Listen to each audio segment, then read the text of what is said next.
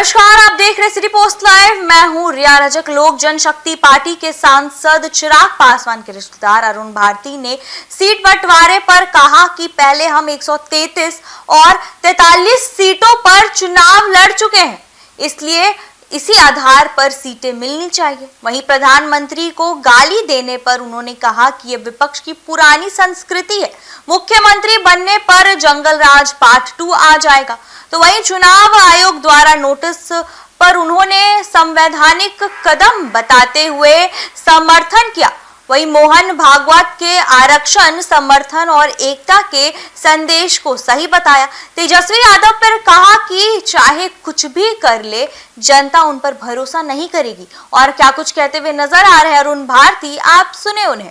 क्या कहते देखते हैं सर? अरे यार, हमने लगाए दोगे।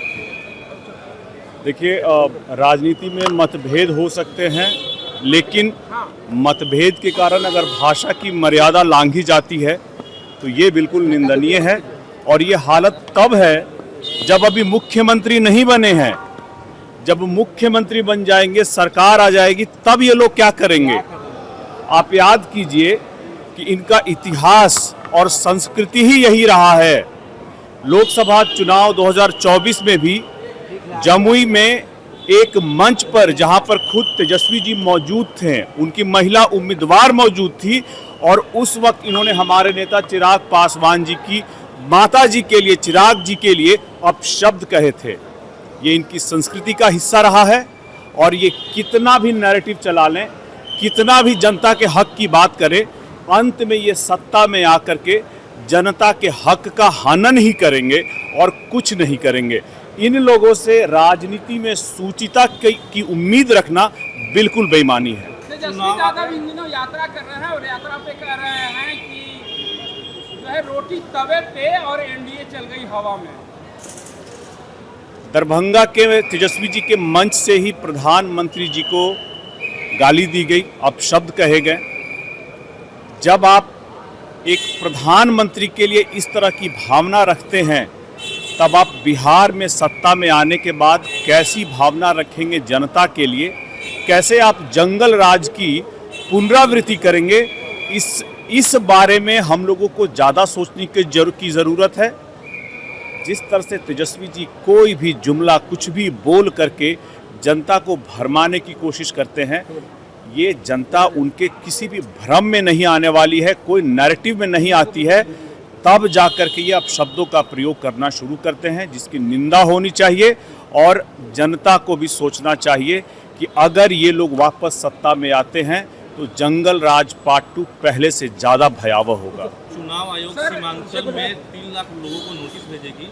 अनुमान लगाया जा रहा है कि जिन लोगों को नोटिस दिया जाएगा वो लोग ज़्यादातर नेपाली हैं या तो बांग्लादेशी। देखिए, संवैधानिक प्रक्रिया है और इस प्रक्रिया के तहत अगर चुनाव आयोग कोई कार्रवाई कर रही है तो सब स्वायत्त संस्था है, उसकी इस कार्रवाई का स्वागत होना चाहिए और हम लोगों को भी सहयोग करना चाहिए।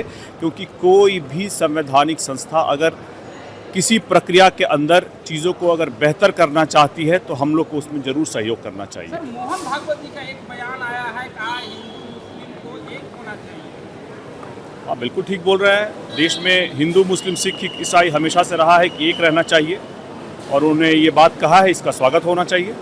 आरक्षण का भी समर्थन किया है, कहा 1000 साल तक आरक्षण का दंड झेले हम लोग भी 200 साल झेल सकते हैं। कहीं ना कहीं आरक्षण की वकालत की है उन्होंने। बिल्कुल, मोहन भागवत जी की इस बात का, जहाँ पर एक बहुत बड़ा तबका अलग अलग कारणों के कारण अगर समाज के मुख्य धारा में आने से नहीं जुड़ पाया है, और अगर उसको स्पेशल प्रिविलेज देकर, कुछ एक्स्ट्रा मदद देकर के अगर उसको मुख्य धारा में लाने का प्रयास आरक्षण के माध्यम से ही हो, तो इसका स्वागत होना चाहिए। सर, एनडीए की बैठकें हो रही है और सीट बंटवारा को लेकर के क्या हुआ? आपने बताया था कि बैठकें होंगी, बहुत जल्द सम्मानजनक सीट की उम्मीद है, क्या कहते हैं? देखिए, बातचीत चल रही है और बातचीत पूरी होने दीजिए। जब सहमति पांचों घटक दलों में एनडीए की हो जाएगी, बातचीत पूरी हो जाएगी, फैसला हो जाएगा, तो आपको भी इसकी सूचना दे दी जाएगी। क्या लगता है, सम्मानजनक सीट मिलने की उम्मीद है? देखिए, अगर आप मेरी व्यक्तिगत राय लेंगे तो मैं ये कहूँगा कि हमारी पार्टी जब से बनी है, जब हमारे संस्थापक हमारे बीच में मौजूद थे, 2000 में हमारी पार्टी बनी थी, लोक जनशक्ति पार्टी। तब से लेकर के आज तक जनता दल यूनाइटेड के साथ हमारी पार्टी कभी बिहार विधानसभा के चुनावों में नहीं गई है। हम लोग 2015 में एनडीए के घटक दल के तौर पर लगभग 43 सीटों पर चुनाव लड़े थे और 2020 में 137 सीटों पर हम लोग चुनाव लड़े थे।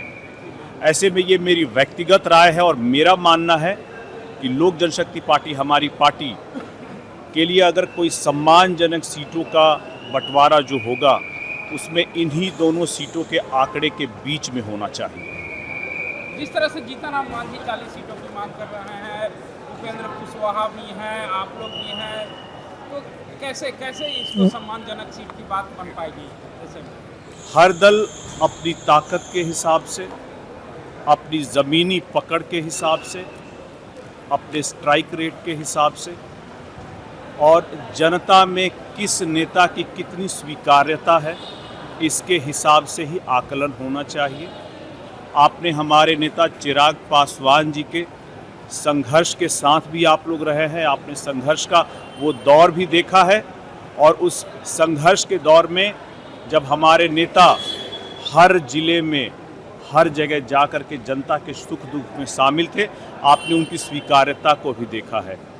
हम अगर कोई जो सीटों की हमारी बात चल रही है, इन सारी बातों को हम लोगों ने घटक दलों को भी बताया है। जिसकी जितनी संख्या भारी होगी, जिसकी जितनी मजबूती होगी, उसकी उतनी दावेदारी होगी।